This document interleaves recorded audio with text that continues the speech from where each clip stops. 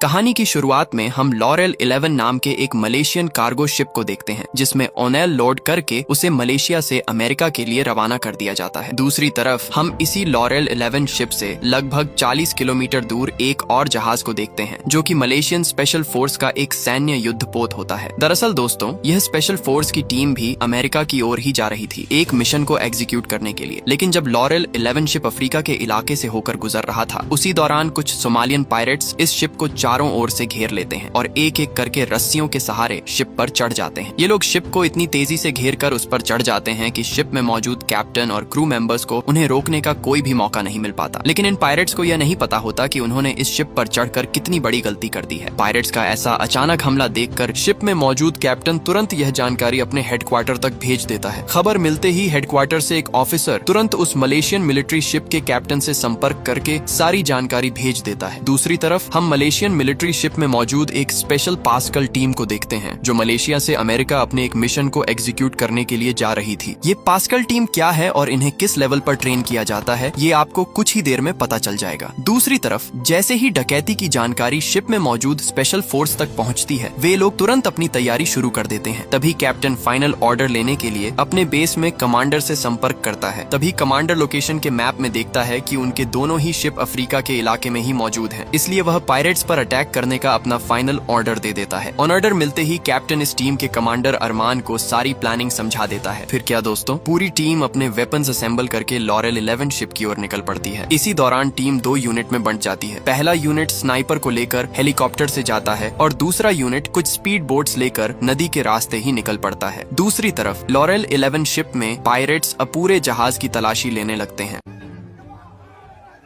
ये सब देखकर शिप में मौजूद कैप्टन अपने सभी क्रू मेंबर्स को अनाउंस करके बताता है कि जहाज के सभी इमरजेंसी दरवाजे लॉक कर दो ताकि वे लोग अंदर न आ सकें और तुम लोग भी इमरजेंसी रूम में चले जाओ। कुछ ही देर में कैप्टन को पता चलता है कि अभी भी एक क्रू मेंबर मिसिंग है जो कि शिप की लाइट्स ऑफ करने गया था। तभी कैप्टन उससे संपर्क करने की कोशिश करता है, लेकिन वह बेचारा जल्दबाजी में फिसलकर नीचे गिर चुका था और सिर में गहरी चोट लगने के कारण वहीं बेहोश हो चुका था। वहीं कैप्टन उसे बार बार बुलाता है लेकिन आगे से कोई भी जवाब नहीं आता। इसलिए जैसे ही वह उसे देखने के लिए बाहर निकलता है, तब तक पायरेट्स इंजन रूम के काफी करीब पहुंच चुके होते हैं। मजबूरी में वह उस क्रू मेंबर को वहीं छोड़कर खुद तुरंत नीचे कैबिनेट में घुसकर दरवाजा लॉक कर लेता है। इधर बेस से कैप्टन उस शिप में संपर्क करने की कोशिश करता है, लेकिन आगे से एक पायरेट कॉल उठाता है और कैप्टन से कहता है कि अगर यहाँ जल्द से जल्द $100 मिलियन नहीं भेजा गया तो हम सभी क्रू मेंबर्स को खोज खोज कर मार डालेंगे। तभी कैप्टन अपने दोनों यूनिट को साफ साफ कह देता है कि कोई भी पायरेट वहाँ जिंदा नहीं बचना चाहिए। तभी सोल्जर्स देखते हैं कि एक और पायरेट्स का गैंग बड़ी बोट लेकर लॉरेल 11 शिप की ओर बढ़ रहा है। ये देखकर कमांडर शूटर को ऑर्डर देता है कि इन्हें नदी में ही उड़ा दो। तभी शूटर अपनी मशीन गन से बोट पर गोलियां बरसा देता है, लेकिन पायरेट्स बिना डरे उल्टा उन पर काउंटर फायरिंग करने लगते हैं। तभी कैप्टन कहता है कि ऐसे काम नहीं चलेगा, उनके ड्राइवर को ही उड़ा दो। तभी स्नाइपर एक ही झटके में ड्राइवर को मार गिराता है, जिससे सभी पायरेट्स डर के मारे भाग जाते हैं। इसके बाद कुछ ही देर में सोल्जर्स लॉरेल 11 शिप तक पहुंच जाते हैं। वहीं वे लोग शिप में शांति से चढ़कर चारों ओर फैल जाते हैं। कुछ ही देर में पायरेट्स को भी समझ में आ चुका था कि उन्हें पैसे देने की जगह उन्हें मारने के लिए मिलिट्री फोर्स भेज दी गई है। इसलिए कुछ पायरेट्स सोल्जर्स पर अंधाधुंध गोलियां बरसाने लगते हैं। लेकिन पायरेट्स को यह नहीं पता होता कि यह पास्कल टीम किस लेवल के खतरनाक होते हैं। मौका मिलते ही सोल्जर्स वहां अपना भयंकर तांडव शुरू कर देते हैं, जिससे सभी पायरेट्स ढेर होना शुरू हो जाते हैं। वहीं ऐसा एक भयानक मंजर देखकर बचे कुछ पायरेट्स अपना हथियार फेंक कर सरेंडर करने लगते हैं। दूसरी तरफ कमांडर अपनी टीम को लेकर इंजन रूम की ओर जाता है। तभी हम देखते हैं कि कुछ और पायरेट्स वहां घात लगाए बैठे हुए हैं। तभी वह देखता है कि उसका राइफल जाम हो चुका है, इसलिए वह राइफल छोड़कर वहां से भागने लगता है, लेकिन तभी सोल्जर उसे भी पकड़ लेता है। दूसरी तरफ इतनी गोलाबारी की आवाज सुनकर वह बेहोश हुआ क्रू मेंबर भी उठ जाता है। वहीं वह जल्दी उठकर बाकी क्रू मेंबर्स को ढूंढने लगता है, लेकिन तभी आगे से 2 पायरेट्स उसे पकड़कर बंदी बना लेते हैं। इसी दौरान वहाँ सोल्जर्स भी पहुँच जाते हैं। तभी पायरेट सोल्जर्स से कहता है, बंदूक नीचे करो नहीं तो इसे उड़ा दूंगा। तब सोल्जर्स मजबूरी में बंदूक नीचे कर लेते हैं, लेकिन तभी मौके पर ही पीछे से यूनिट 2 उन दोनों पायरेट्स को दबोच लेती है। सभी पायरेट्स को पकड़ने के बाद अरमान शिप के कैप्टन से अपनी पहचान कंफर्म करने को कहता है। कंफर्मेशन होते ही अरमान यह जानकारी बेस तक भेज देता है। वहीं बेस में मिशन को सफलतापूर्वक खत्म करने के लिए सभी बहुत खुश हो जाते हैं। इधर सोल्जर्स सभी पायरेट्स की तलाशी लेकर उन्हें मलेशियन जेल में ले जाने की तैयारी कर रहे होते हैं।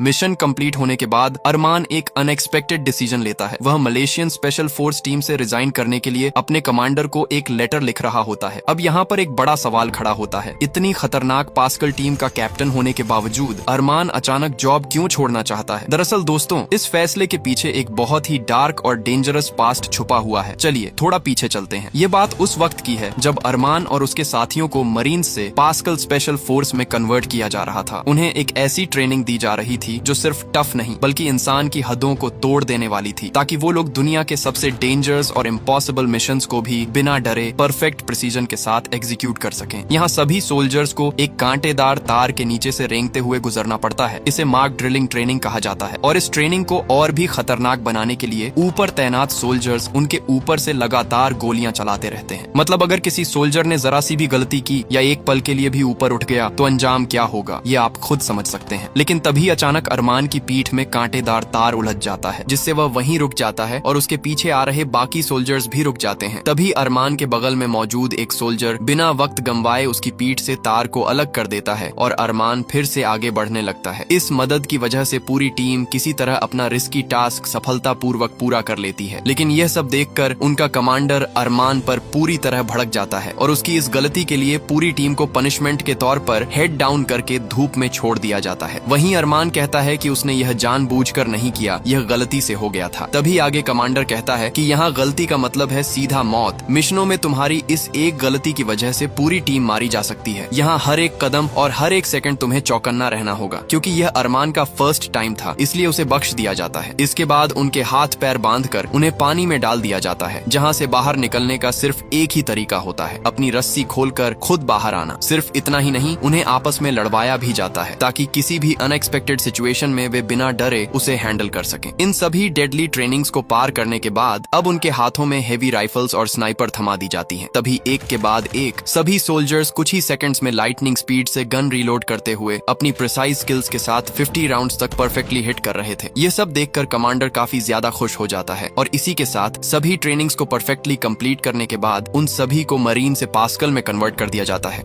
इसी खुशी में वहाँ एक कार्यक्रम का आयोजन किया जाता है, जहाँ चीफ कर्नल सभी सैनिकों को ट्रेनिंग सफलतापूर्वक पूरी करने के लिए सम्मानित करता है। इसी दौरान अरमान रॉकी का शुक्रिया अदा करता है ट्रेनिंग के पहले दिन उसकी मदद करने के लिए। वहीं उसी मौके पर रॉकी अरमान की मुलाकात अपनी पत्नी लिली से करवाता है और सभी मिलकर एक शानदार समय बिताते हैं। लेकिन उसी दिन कमांडर आकर उन्हें बताता है कि उन्हें अमेरिका में एक मिशन को अंजाम देने के लिए चुना गया है और उन्हें आज रात ही मिशन के लिए निकलना होगा। हथियारों के लिए उनकी मदद आगे यूएन की एक एजेंसी करेगी, जहां पहुंचते ही उन्हें सभी जरूरी हथियार मिल जाएंगे। ऑर्डर मिलते ही अरमान अपनी टीम को लेकर निकल पड़ता है। लेकिन जैसे ही वे यमन और इथियोपियन ओशन के इलाके में पहुंचते हैं, अचानक चारों तरफ से कुछ सोमालियन पायरेट्स उनके आगे वाले ट्रक पर गोलियां बरसाने लगते हैं। दरअसल यह इलाका सोमालियन डाकुओं का है, इसलिए यहाँ उनका होना आम बात है। वे लोग इस मालगाड़ी को लूटने के लिए उसे रोकते हैं। तभी अरमान अपनी गाड़ी से उतरकर उन पर चिल्लाने लगता है। वहीं सैनिकों को देखकर पायरेट्स डर के मारे इधर उधर छिप जाते हैं। इसी मौके का फायदा उठाते हुए सैनिक वहां मौजूद बंधकों को तुरंत रेस्क्यू कर लेते हैं। लेकिन तभी पायरेट्स देखते हैं कि इन सैनिकों के पास तो हथियार ही नहीं है, इसलिए वे चाह कर भी उनका कुछ नहीं कर सकते। ये समझते ही वे कवर से बाहर निकल आते हैं और सैनिकों पर अंधाधुंध गोलियां बरसाने लगते हैं। वहीं सैनिक मजबूरी में सिर्फ पिस्टल से ही उनका मुकाबला करते हुए उन्हें ढेर करने लगते हैं। कुछ देर की लड़ाई के बाद पायरेट्स उन लोगों पर एक ग्रेनेड फेंक देते हैं। तभी रॉकी, एक अफ्रीकी नागरिक, और अरमान को बचाने के लिए उस ग्रेनेड के ऊपर कूद जाता है, जिससे वह वहीं शहीद हो जाता है। यह देखकर सभी सैनिक पायरेट्स पर पूरी तरह भड़क उठते हैं और अपनी जान की बाजी लगाकर उन्हें घुसकर मारना शुरू कर देते हैं। दूसरी तरफ अरमान अपने दोस्त रॉकी को अपनी आंखों के सामने मरते हुए देखकर अंदर से टूट जाता है। इसी दौरान एक पायरेट डर के मारे सरेंडर करने लगता है, लेकिन ओडा अपने साथी को मरते हुए देखकर उसे वहीं गोली मार देता है। तभी वहाँ यूएन एजेंसी की एक गाड़ी आकर सभी सैनिकों को कैंप में ले जाती है। बीच रास्ते में हुए हमले की वजह से उनका मिशन कुछ दिनों के लिए पोस्टपोन कर दिया जाता है। लेकिन ऑफिस पहुंचते ही कमांडर ओडा पर पूरी तरह भड़क जाता है, क्योंकि उसने सरेंडर करने के बावजूद उस पायरेट को गोली मार दी थी। स्पेशल फोर्स में ऐसा करना सख्त मना होता है, इसीलिए रूल्स तोड़ने की वजह से उसे पास्कल स्पेशल फोर्स से सस्पेंड कर दिया जाता है। वहीं जाते जाते ओडा अरमान से कहता है कि तुझे पता है मैंने जो कुछ भी किया वो रॉकी के लिए था, और बदले में मुझे क्या मिला? फोर्स से सस्पेंशन। इसके लिए कमांडर को भारी कीमत चुकानी होगी। इसके बाद हम देखते हैं कि अरमान और कमांडर शहीद रॉकी का कुछ सामान उसकी बीवी लिली को देने आते हैं। ये देखते ही लिली बिल्ली अंदर से टूटकर रो पड़ती है क्योंकि यह उसका पहला ही मिशन था। बेचारा पहले ही मिशन में शहीद हो गया। इसके बाद अरमान अपने जिगरी दोस्त की जाने का गम और टीम के ऐसे टूट जाने पर वह भी अब इस स्पेशल फोर्स से रिजाइन देने का फैसला करता है और कमांडर को एक लेटर लिखकर भेज देता है। लेटर मिलते ही कमांडर सीधे अरमान को अपने ऑफिस बुलाता है और उससे कहता है कि मुझे पता था कि अपने जिगरी दोस्त की मौत के बाद तुम मुझे ऐसा ही कुछ मेल भेजोगे, लेकिन यह फोर्स छोड़कर जाने का सही समय नहीं है। मुझे लीड मिला है कि हमीद नाम का एक सोमालियन पायरेट्स का लीडर हमारे कंट्री में एक बड़ी डकैती करने की फिराक में है और यहाँ हमीद बस एक पायरेट नहीं, ये एक खूंखार क्रिमिनल भी है जो 3 साल पहले ऑर्किम हार्मनी हादसे को अंजाम देकर भाग गया था और अब ये फिर से आ गया है। इसलिए इनको रोकने के लिए मुझे तुम लोगों की अभी सख्त जरूरत है। इतना कहते ही कमांडर उसे अपनी बाकी टीमों के पास ले जाता है और अपनी प्लानिंग शुरू कर देते हैं। वहीं आगे कमांडर बताता है कि हमारे सोर्स से पता चला है कि यह बंदा हमीद कल फिलिपिनो मार्केट में अपने एक खास आदमी से मिलने जा रहा है, तो यही मौका है उसे रंगे हाथों पकड़ने का। फिर क्या था दोस्तों, अगले दिन फिलिपिनो मार्केट में अरमान अपनी टीम को लेकर पहुंच जाता है और उस क्रिमिनल हमीद का इंतजार करने लगता है। कुछ ही देर में उनका टारगेट लोकेशन में पहुंच जाता है तो वहीं मौजूद एक सोल्जर रिपोर्ट करता है कि टारगेट मूवमेंट में आ चुका है। यह सुनते ही अरमान तुरंत उसके पीछे लग जाता है। उसका लगातार पीछा करने के कारण कुछ देर में हमीद को पता चल जाता है कि कोई उसका पीछा कर रहा है, लेकिन वह उन्हें कुछ भी नहीं करता और वहां से चला जाता है क्योंकि उसे पता है कि यह उसका इलाका है और यहाँ कोई भी उसके खिलाफ कुछ नहीं कर सकता। फिर भी अरमान उसका पीछा नहीं छोड़ता, वह लगातार उसका पीछा करता रहता है। कुछ ही देर में अरमान को पता चल जाता है कि हमीद जिससे मिलने के लिए आया है वह और कोई नहीं बल्कि उसका ही पास्कल टीम का दोस्त ओड़ा है, जिसे कुछ दिनों पहले सस्पेंड कर दिया गया था। यह देखकर अरमान के पैरों तले जमीन खिसक जाती है क्योंकि आखिर में उसी का दोस्त ने उसका मार लिया। वहीं वो तुरंत बेस पहुंचकर ये सारी इन्फॉर्मेशन कमांडर को बता देता है। वहीं कमांडर को भी यह जानकर एक जोरदार सदमा लगता है। तभी कमांडर आगे बताता है कि हमें अपनी सभी प्लानिंग चेंज करना होगा क्योंकि ओडा को हमारी सभी प्लानिंग की स्ट्रेटेजी जरूर पता होगा। तभी अरमान कहता है कि सर हमें उसे एक मौका देना चाहिए सरेंडर करने के लिए। उसी रात हम देखते हैं कि अरमान ओडा को समझाता है कि भाई तुम गलत रास्ते पर जा रहे हो, इसलिए अभी भी मौका है, हमारी मदद करो हमीद को पकड़ने में। वहीं ओडा कहता है कि भाई अपनी जान की बाजी देकर क्या मिला हमें, बाबा जी का ठुल्लू, वह हमीद जिसे तू पकड़ने की बात कर रहा है मुझे ये काम करने के लिए 1 मिलियन देने जा रहा है जो तू पूरी जिंदगी मिलिट्री में रहकर नहीं कमा सकता, इसलिए तू भी मुझसे हाथ मिला ले, तुझे भी रातों रात माला माल कर दूंगा। वहीं अरमान समझ जाता है कि वह पैसों की लालच में पूरी तरह से पागल हो चुका है। अगले ही दिन हम देखते हैं कि ओडा और हमीद अपनी सबसे बड़ी एसपीसी ऑनेल फील्ड डकैती के लिए अपनी टीम लेकर निकल चुके हैं। दूसरी तरफ अरमान भी अपने लैपटॉप में उसी ऑनेल फील्ड का रिसर्च कर रहा होता है। तभी उसे याद आता है कि पिछली रात उसने अपना एक फोन ओडा की गाड़ी में छोड़ दिया था। उसी को ट्रैक करने पर उसे पता चलता है कि यह गाड़ी अब उसी कंपनी के एक पार्किंग लॉट में मौजूद है। तभी वह समझ जाता है कि वे लोग समुद्र से नहीं बल्कि बाएं रोड ही जा रहे हैं। इसलिए अरमान तुरंत यह जानकारी कमांडर तक भेज देता है। खबर मिलते ही कमांडर अपने सभी चेक पोस्ट पर नाकाबंदी लगाने को कहता है। इसी दौरान उनकी फोटोकॉपी भी निकालकर सभी चेक पोस्ट तक भेज दी जाती है। लेकिन दूसरी तरफ डकैत सभी चेक पोस्ट पार करके ऑयल फील्ड में एंटर कर चुके होते हैं। दूसरी तरफ अरमान को याद आता है कि उसके दोस्त की बीवी भी उसी ऑयल फील्ड में काम करती है, इसलिए वह उसे तुरंत अलर्ट करते हुए वहां से भागने को कहता है। लेकिन तब तक ओडा और उसके लोग रूम में एंटर कर चुके होते हैं। वहीं वह उसे देखते ही समझ जाता है कि जरूर इन्हें भी पता चल चुका है कि यहाँ हम ऑनेल लूटने आए हैं, इसलिए वह उससे उसका फोन मांगता है। तभी वह देखता है कि अरमान लाइन में है। वहीं ओडा अरमान से कहता है कि हम तो आए थे यहाँ ऑनेल लूटने, लेकिन यहाँ तो ऑनेल के साथ साथ बहुत सारे वर्कर्स भी मिल गए हैं। अब अगर तुम लोगों को इन वर्कर्स को जिंदा देखना है तो अगली सुबह तक मेरे अकाउंट में $100 मिलियन पहुंच जाना चाहिए, और अगर कुछ भी शान पट्टी दिखाने की कोशिश की तो सब खत्म। वहीं कमांडर अरमान से कहता है कि पहले पायरेट्स ने भी $100 मिलियन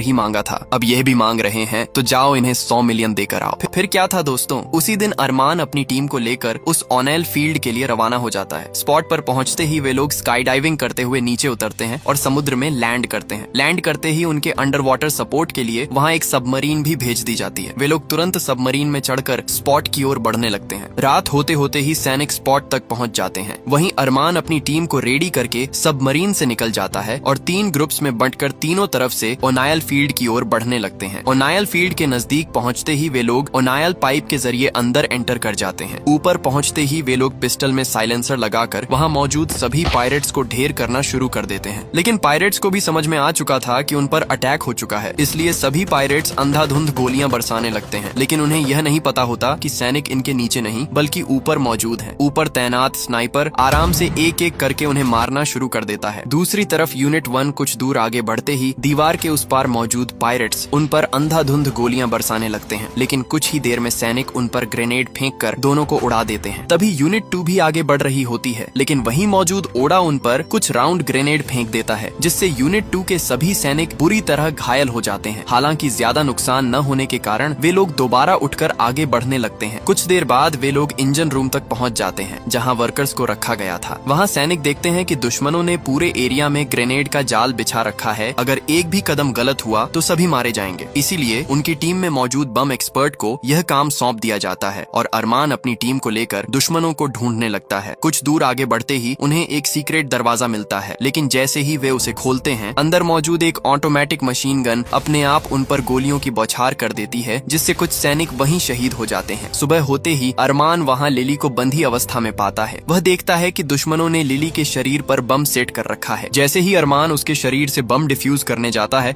तभी वहां ओडा आ जाता है और उसे धमकी देते हुए दूर हटने को कहता है। वहीं ओडा अरमान से कहता है, बहुत दिन हो गए दोस्त, चल आज एक हैंड टू हैंड फाइट हो जाए। आज पता चल जाएगा कि सबसे बेस्ट पास्कल कौन है। इतना कहते ही वहां दोनों के बीच घमासान युद्ध शुरू हो जाता है। पहले तो ओडा अरमान को पूरी तरह पीटने लगता है, लेकिन कुछ देर लड़ते लड़ते ओडा फिसलकर रिग से गिरने लगता है। तभी अरमान उसका हाथ पकड़कर उसे बचाने की कोशिश करता है, लेकिन उसी पल ओडा अपना पिस्टल निकालकर उस पर एक शॉट मार देता है, जिससे वह गहरे समुद्र में गिर जाता है। दूसरी तरफ हम इस गेम के मास्टरमाइंड हमीद को देखते हैं, जो डर के मारे वहां से भागने की तैयारी कर रहा होता है। वह समुद्र में कूदकर अपनी बोट लेकर वहां से भागने लगता है। तभी सैनिक उसे देख लेते हैं और तुरंत स्नाइपर को उसे शूट करने का आदेश देते हैं, लेकिन जैसे ही स्नाइपर शूट करने के लिए अपनी पोजीशन लेता है, तब तक वह बोट रडार से काफी दूर जा चुका होता है। इसलिए दूसरी टीम बोट लेकर उसके पीछे लग जाती है। वहीं हमीद सैनिकों को पीछे आते हुए देखकर उन पर अंधाधुंध गोलियां बरसाने लगता है। वहीं बेस से कमांडर साफ साफ आदेश देता है कि कुछ ही देर में वह सोमालियन बॉर्डर क्रॉस कर जाएगा, इसलिए उसे हर हाल में रोकना होगा। तभी कुछ ही देर में सैनिक उसकी बोट पर अंधाधुंध मशीन गन चलाना शुरू कर देते हैं और फाइनली जाकर कुछ बुलेट्स उन्हें लग जाते हैं और वे दोनों वहीं शहीद हो जाते हैं। फिर क्या दोस्तों, इसी के साथ सोल्जर्स हमेशा की तरह अपने देश के सिटीजन्स को रेस्क्यू कर लेते हैं। और दोस्तों, इसी के साथ आज की यह हमारी कहानी यहीं समाप्त हो जाती है। अगर वीडियो अच्छी लगी हो तो मेरी दूसरी वीडियो भी जरूर चेकआउट करें। हालांकि कुछ खास वीडियो तो आजकल मिल नहीं रहे हैं, फिर भी मैं कोशिश करता रहता हूँ कि आप लोगों के लिए बेस्ट से बेस्ट मूवीज ढूंढ कर लाया जाए। ठीक है दोस्तों, मिलते हैं फिर एक और नए वीडियो के साथ। तब तक के लिए जय हिंद, जय भारत।